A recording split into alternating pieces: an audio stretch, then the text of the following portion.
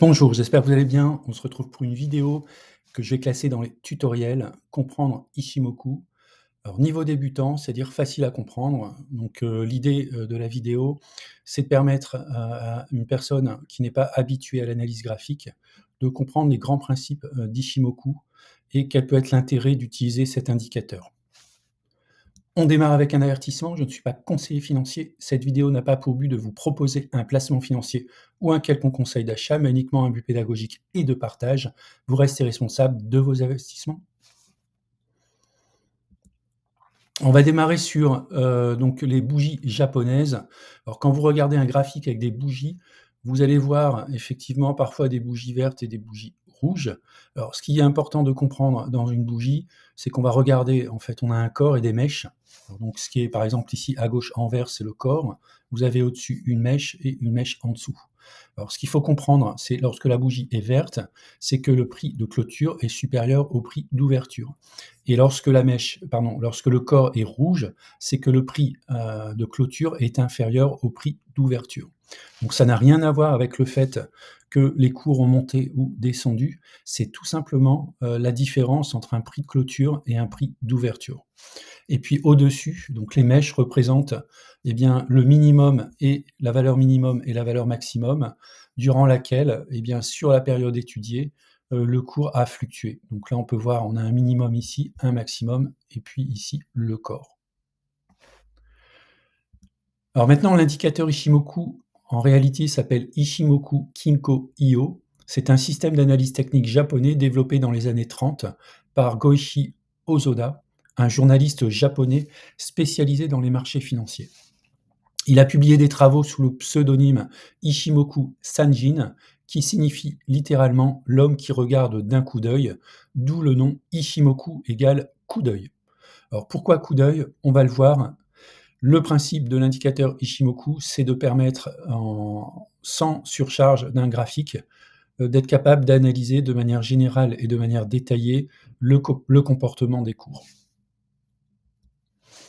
Donc vous avez ici un exemple donc de graphique Ishimoku dans lequel vous allez voir un certain nombre d'éléments. On va les lister par la suite dans la vidéo, mais globalement, qu'est-ce qu'on peut voir? Donc on peut voir nos fameuses bougies qui représentent les prix. Donc on a vu des bougies rouges et des bougies vertes avec les mèches, les différentes mèches. On va voir ici une droite, par exemple ici, qui est au-dessus des cours. On va voir également deux droites, une droite violette et une droite rouge, qui correspond plus ou moins, si on regarde et qu'on fait de l'analyse traditionnelle, ça ressemble beaucoup à des moyennes mobiles. Alors, on verra, on n'est pas très loin, à une petite différence près. Et puis on peut voir ici donc un entrecroisement de deux lignes bleues et vertes qui forment ici donc une surface qu'on va appeler nuage. Alors on peut voir que les cours évoluent par rapport à ces 5 droites. Alors que signifie Ishimoku Kinko Io? Donc Ishimoku, on l'a vu, un coup d'œil. Kinko, c'est équilibre et Io, graphique. Donc cela, si on les met ensemble, cela signifie un graphique d'équilibre en un coup d'œil. Alors les objectifs du système Ishimoku, ils visent à fournir en un seul graphique la tendance, les supports et résistances, des signaux d'entrée et de sortie et une vision temporelle de la dynamique du marché. C'est un système complet, il n'a pas besoin d'indicateurs supplémentaires. On va voir, on peut ajouter des éléments supplémentaires, j'y reviendrai à la fin de la vidéo. Alors pourquoi Ishimoku est-il puissant? Car il est basé sur la logique des cycles temporels japonais. On va le voir, des éléments clés en termes de période, c'est 9, 26 et 52. Il est visuel, donc intuitif pour les traders expérimentés, et il s'adapte à tous les marchés, que ce soit actions, forex, crypto, indices, etc. Alors les composantes de l'Ishimoku Kinko Io, on en a 5, on appelle les 5 lignes. Alors je vous le fais un peu dans le désordre. On va voir la lagging span, vous pouvez voir ici, c'est la courbe en rouge, rouge foncé. On va voir la Tenkan, qui est ici en violet, la Kijun en rouge, et puis deux lignes qui fonctionnent ensemble, la SSA et la SSB. On va démarrer par la Tenkan, ou ligne de conversion, ou ligne de signal. Alors, comment est calculée la Tenkan? eh ben, on va prendre par rapport à la bougie le plus haut et le plus bas de la bougie, on va faire une moyenne et on va moyenner ça sur les 9 dernières périodes. Donc on va ajouter tous les plus hauts des 9 dernières périodes, tous les plus bas des 9 dernières périodes, qu'on va diviser par 2 et ça va donner un prix moyen qu'on va voir ici au travers de cette ligne violette. Donc généralement, elle est quand même relativement proche des cours. Alors elle agit comme ce qu'on appelle une ligne de conversion ou une ligne de signal, c'est-à-dire lorsqu'elle va être franchie, donc soit par le haut, soit par le bas, cela potentiellement peut indiquer un changement de tendance. Alors le rôle, c'est une moyenne courte, hein, donc on voit c'est quand même assez rapide, hein, puisqu'elle est très proche de l'évolution des cours. Elle indique aussi la vitesse du marché. Vous voyez par exemple ici, c'est une belle droite qui monte relativement fortement, ce qui indique une vigueur ici de l'indice ou de l'action que l'on est en train d'analyser. Alors comment on l'utilise? Notamment lorsqu'on a un croisement, alors soit de cette droite avec un autre support qui s'appelle la Kijun qu'on va voir un petit peu plus tard, soit lorsque les prix franchissent à la hausse ou à la baisse ce support. La deuxième droite qu'on va regarder, qui est un petit peu, on va dire, similaire à la Tenkan, c'est la Kijun. Alors cette fois-ci, au niveau de la Kijun, on va pas faire le calcul sur 9 périodes, mais sur 26 périodes. Donc si on est sur une unité temporelle quotidienne, 26 périodes, c'est à peu près un mois. Si on est sur une unité temporelle de la semaine, 26 périodes, c'est à peu près la moitié d'une année. Alors on peut le faire sur des trimestres, des mois, des trimestres. Donc si on fait par exemple sur les mois, 26 mois, vous avez quand même à peu près 2 ans. On peut même le faire sur des niveaux un peu plus bas. Par exemple, si vous êtes sur une unité temporelle horaire, vous avez 26 heures, ce qui correspond, si on prend en compte la cotation qui dure 8 heures, donc c'est à peu près 3 jours. Alors le rôle de la Kijun, c'est une moyenne plus lente. D'ailleurs, on le voit ici, elle évolue beaucoup moins rapidement que la Tenkan. D'ailleurs, on peut voir ici qu'on a des niveaux, ce qu'on appelle un plat de Kijun, qui va notamment jouer un rôle de support, en l'occurrence ici, puisque les cours sont ascendants, mais qui pourrait également jouer un rôle de résistance.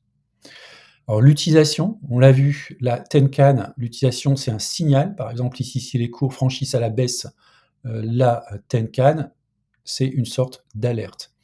Et puis lorsqu'on va franchir par exemple ici à la baisse la Kijun, eh bien ça peut être un rôle de confirmation. On va le voir, la confirmation va également être donnée par la lagging span, mais j'y reviendrai un petit peu plus loin. Donc ce qu'il faut retenir à cette étape, c'est que la Tenkan, c'est une moyenne rapide, la Kijun, c'est une moyenne un peu plus lente. Alors maintenant, on va s'intéresser au nuage. Le nuage, donc c'est ce que vous voyez ici en bleu. Alors ça peut être coloré en fonction des outils que vous utilisez de différentes couleurs, mais globalement, c'est ce qui forme ce qu'on va appeler un nuage, hein, le Kumo. Donc, il est délimité par deux droites, donc pas forcément les unes au-dessus des autres, hein, elles peuvent s'entrecroiser, d'ailleurs ça arrive relativement souvent. Donc on a ce qu'on appelle la SSA, donc la Senku Span A, c'est par exemple ici le bord avant du nuage. Donc le calcul, c'est un calcul de moyenne sur la Tenkan plus la Kijun. Donc on prend la valeur de la Tenkan plus la valeur de la Kijun divisé par 2, et ceci projeté 26 périodes dans le futur. Donc le nuage donne la tendance notamment future de l'évolution de l'action. Donc on a là le bord haut qui est issu du calcul sur 26 périodes, et on a le bord bas, ici, la SSB, qui va être cette fois-ci un calcul sur 52 périodes. Donc c'est notamment la SSB, on peut dire que c'est... donc on va prendre les plus hauts et les plus bas divisé par 2 sur 52 dernières périodes projetées à 26 périodes en avant. Donc ça veut dire qu'on a au travers de la SSB, pour moi c'est quelque chose que je regarde assez souvent, on a souvent une ligne de support de très long terme. Donc lorsqu'elle est franchie à la hausse ou à la baisse, ça a quand même une grande signification. Alors les deux en fait fabriquent le nuage qu'on appelle également Kumo en japonais. Alors ensemble, donc la SSA et la SSB forment le Kumo, qui est une zone de support ou de résistance dynamique. Effectivement, on voit que le Kumo évolue. L'épaisseur du nuage intervient également. Plus le nuage est épais, plus généralement il est difficile de le franchir. Et par contre, lorsque le nuage est très peu épais, donc il intervient un petit peu comme une résistance faible et il y a, donc un chemin de passage, que ce soit à la hausse ou à la baisse. Donc ce sont des points remarquables. On va terminer avec la Chikou Span ou ce qu'on appelle la Lagging Span. Voilà, c'est la droite ici en rouge que vous voyez. Alors, elle correspond au prix de clôture actuel, c'est-à-dire on va prendre les cours actuels qu'on va décaler de 26 périodes en arrière. Alors, quel est l'intérêt de faire ça, en fait? Eh bien, c'est que les marchés ont une mémoire et cette lagging span va intervenir en tant que mémoire du marché. On va le voir dans des exemples. Si, par exemple, vous voyez que la Tenkan et la Kijun ont un horizon dégagé, par exemple à la hausse, on va regarder la lagging span et cette lagging span peut être éventuellement bloquée, soit par les cours, soit par l'une des droites précédemment décrites. Et là, ça peut jouer un rôle effectivement de barrière ou d'obstacle à l'évolution future des cours d'une action.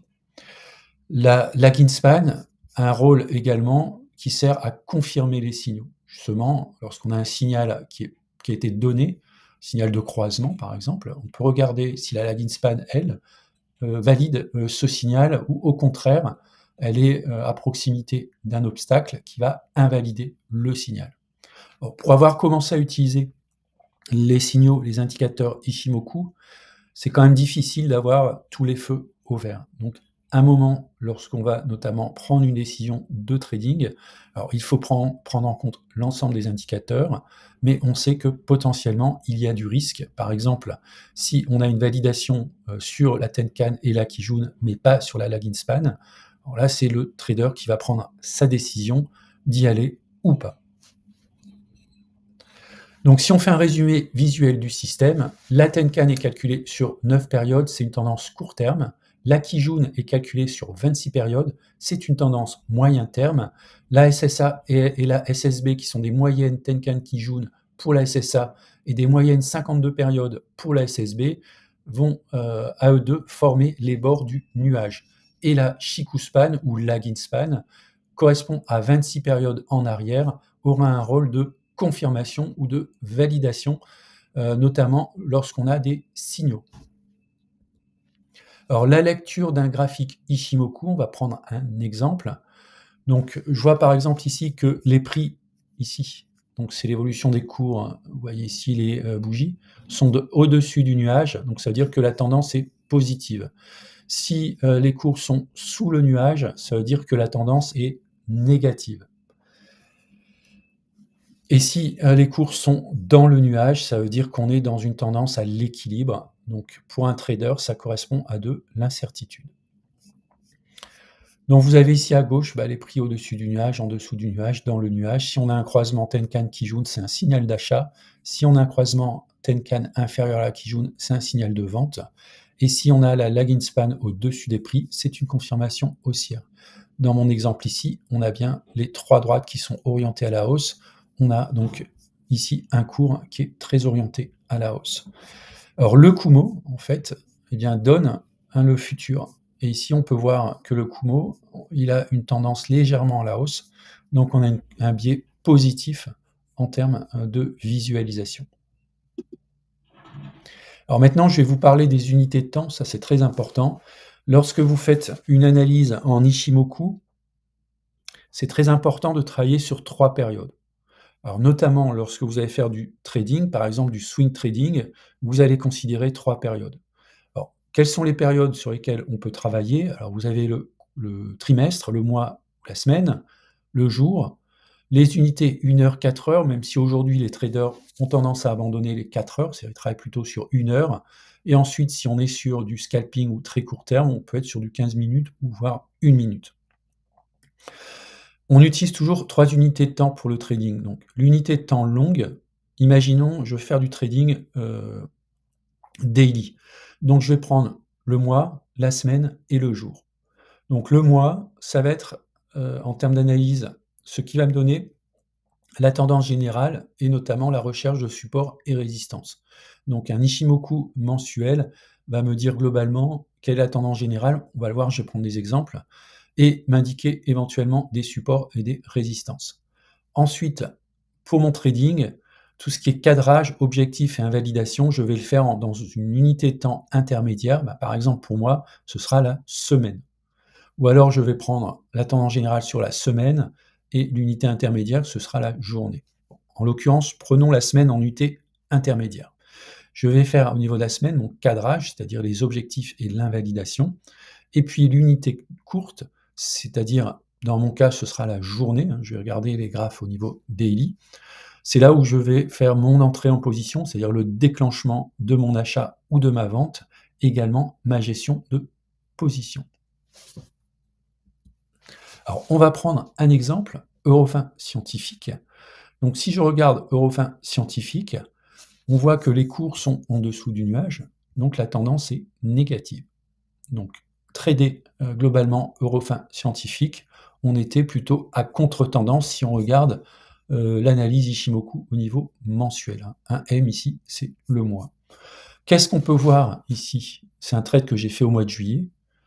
On peut voir que sur le mois ici, 2025, on a eu un croisement de la Tenkan et de la Kijun, donc à la hausse, avec ici une première bougie qui a clôturé au-dessus de la Tenkan et de la Kijun, et on a eu la confirmation avec une deuxième bougie.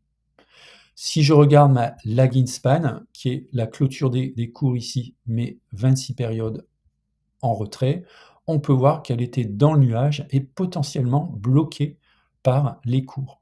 Donc il y avait quand même un risque à prendre ici de rentrer sur Eurofin Scientifique sur le mois de juillet, sachant, sur le mois un petit peu plus tôt, sur le mois de mai, sachant que la lagging span était bloquée par les cours. Ensuite, ce qu'on a vu, c'est que la lagging span est passée au-dessus des cours et a cassé également à la hausse la Tenkan. Donc c'était un premier signal ici. Donc c'est un signal que moi j'ai pris, puisque ici il y a eu une validation et on commençait bien le mois de juillet. Donc je suis rentré à ce niveau-là. Ensuite, on va descendre au niveau de la semaine. Donc au niveau de la semaine, si on se remet ici au mois de juillet, donc on a une lagging span qui était libérée, elle est passée au-dessus ici d'un support, j'en parlerai ensuite. On peut travailler également Ishimoku avec des supports graphiques, mais j'en parlerai dans la suite de la vidéo. Donc on était sur un support qu'on a franchi, et là on était plutôt bien orienté, on était au-dessus du nuage, donc ça validait, on va dire, mon entrée dans la valeur Eurofin Scientifique. Alors maintenant, si on est au niveau du quotidien, je suis rentré à peu près ici. Donc on a une petite baisse. Alors attention ici, c'est un signal, mais on n'a pas validé le franchissement à la baisse ici de la Kijun. La Kijun, je vous le rappelle, c'est une moyenne qui est calculée comme la Tenkan, mais non pas sur 9 périodes, mais sur 26 périodes. Donc on voit qu'elle a bien tenu en termes de support. Donc ça c'est important, tant qu'on ne casse pas ici la Kijun, on est toujours, entre guillemets, dans le game. Et puis derrière, il y a eu la publication des résultats et on s'est envolé. Donc j'avais repéré ici une résistance autour des 68 €, donc j'ai mis un ordre légèrement en dessous, donc j'étais validé à ce niveau-là, et ensuite, effectivement, il y a eu une petite consolidation d'Eurofin Scientifique qui est revenue autour de la valeur de sa Tenkan. Mais on peut voir, la tendance est toujours jolie. J'aurais pu en vendre que 50%. Bon, à titre personnel, j'ai tout vendu, j'en avais pas beaucoup, ce qui m'a permis de faire quand même une belle petite plus-value de 10%. Donc voilà un exemple d'utilisation de Ishimoku. Alors, pour la partie Eurofin Scientifique, j'ai fait une vidéo. Vous pouvez aller sur la chaîne, vous tapez Eurofin, et vous verrez, il y a une petite vidéo qui dure quelques minutes où j'explique le trade un peu plus en détail. Alors maintenant, on va regarder combiner Ishimoku et d'autres droites de tendance. Un premier exemple, c'est la combinaison d'Ishimoku avec une oblique de résistance. On est ici sur du Sanofi au niveau journalier, unité de temps journalière. Donc j'avais dessiné ici une oblique, on voit bien, on a touché une première fois ici l'oblique, une deuxième fois, quasiment une troisième fois, une quatrième fois, donc il y a quand même beaucoup de points qui fabriquent l'oblique. Et là, on peut voir que dans le courant du mois de juillet, on a cassé l'oblique, on est passé de l'autre côté. Ce qui est un premier signal visuel, et on peut regarder avec Ishimoku, effectivement, il y a eu ici un croisement, donc Tenkan et Kijun, et puis derrière, les cours ont été bloqués par le nuage. On est revenu ici sur la droite de tendance et on est en train de repartir. Alors, je ne peux pas deviner ce qui va se passer, mais en tout cas, sur Sanofi, on peut dire que la tendance quand même est négative. Donc attention, ça peut être une continuation de tendance négative, d'où le fait de repérer également des supports suivants. J'ai repéré un support au niveau des 75 €. Et puis derrière, en cas de franchissement, on peut voir qu'on aura des points un peu compliqués, ici avec des plats de SSA et de SSB, un petit peu plus haut sur les 90. Donc si on arrive à franchir ce niveau des 85 €, on ira sans doute chercher ici les 90 € avec difficulté. Et puis si vous regardez la lagging span, elle a été ici bloquée par la Kijun. Elle est repartie vers le bas, et puis ici il y a beaucoup d'obstacles. On va retrouver un obstacle qui sont les cours, ensuite la Tenkan, ensuite l'oblique baissière, et ensuite la Kijun. Donc il y a sur Sanofi, c'est difficile d'être très bullish, puisqu'on a à la fois les indicateurs qui nous disent que la tendance est plutôt à la baisse, on est en dessous du nuage, et puis beaucoup de difficultés, que ce soit sur les cours ou sur la lagging span. Donc je ne serais pas étonné si les cours de Sanofi repartent vers le bas. Alors ça, c'est pas forcément une information que vous avez lorsque vous faites une analyse graphique classique. Un autre exemple que j'ai utilisé pour du swing trading sur de Richebourg, c'est la fourchette d'Andrews. Alors la fourchette d'Andrews est constituée avec un point bas, un point haut et un point bas. Donc c'est une sorte de ligne de tendance. L'idée ici, d'ailleurs, on voit que mon trade est plutôt en train de partir dans le mauvais sens. L'idée ici, c'est que j'avais remarqué qu'avec la fourchette d'Andrews, on avait plusieurs fois touché un point bas, un point intermédiaire ici, et puis ça partait vers le haut. Donc l'objectif généralement des fourchettes d'Andrews, c'est que les cours à l'intérieur de la fourchette ont tendance à aller chercher le milieu de la fourchette. Donc mon trade, l'idée c'était de mettre un stop en dessous du point le plus bas, c'est-à-dire en dessous des 5,30 et quelques. Donc un stop loss si on passe sous ici une valeur basse, et puis d'aller chercher ici le milieu de la fourchette. En tout cas, c'est ça le principe du trade. On voit que ça au début c'est bien passé. Ici par contre, on est sorti de la fourchette. Alors la Kijun a bien joué son rôle de support ici. On est reparti. Et là, on voit qu'on a cassé à la fois la Kijun et la Tenkan, qui étaient confirmées ici sur la journée de la veille où je tourne cette vidéo. Alors, si effectivement on va chercher des points bas, donc moi j'ai mon stop loss qui a été mis à 5,30. Donc si on franchit à la baisse les 5,30, je sortirai avec perte de ce trade. Voilà, je vous ai donné quelques exemples graphiques, donc vous pouvez revoir un peu plus en détail et de manière posée cette vidéo. Donc en résumé pour Ichimoku, donc on a une ligne de signal qui est la Tenkan, qui est une moyenne sur 9 périodes, la Kijun qui est une moyenne un peu plus lente sur 26 périodes, la SSA et la SSB qui sont des moyennes encore un peu plus lentes et qui forment le nuage. Donc le nuage, c'est une zone de neutralité qui fait office de support ou résistance, et on a la lagging span, qui sont les cours actuels décalés de 26 périodes vers l'arrière. Ce qu'il faut également retenir, c'est cette notion de trinité, les 3 unités de temps. Je vais prendre une unité de temps supérieure pour détecter la tendance générale, les résistances et les supports. L'unité de temps intermédiaire où je vais déterminer justement mes points d'entrée, mes points de sortie, et puis donc le plan de trade. Et puis l'unité de temps courte où là j'aurai mon déclenchement de mon trade, c'est-à-dire mon achat, ma vente, et puis tous les signaux à suivre, on va dire, sur l'unité de temps associée. À titre personnel, cela m'arrive d'ajouter une unité de temps supérieure, par exemple si je suis sur une unité de temps mensuelle, d'aller regarder au niveau trimestriel, et pourquoi pas aussi des unités de temps inférieures, puisque parfois la bougie sur la journée ne donne pas beaucoup d'informations. Par contre, lorsqu'on descend au niveau horaire, on peut voir par exemple le dynamisme sur le courant de la journée, si la tendance est à la hausse ou à la baisse, et s'il y a par exemple des accélérations dans le courant de la journée. Voilà, c'est la fin de la vidéo. Je vous remercie de l'avoir regardée. N'hésitez pas à mettre un commentaire si vous le souhaitez, à vous abonner, 2 abonnements premium, premium plus sur le site investirsurlelongterme.com et puis je vous dis à bientôt pour une prochaine vidéo.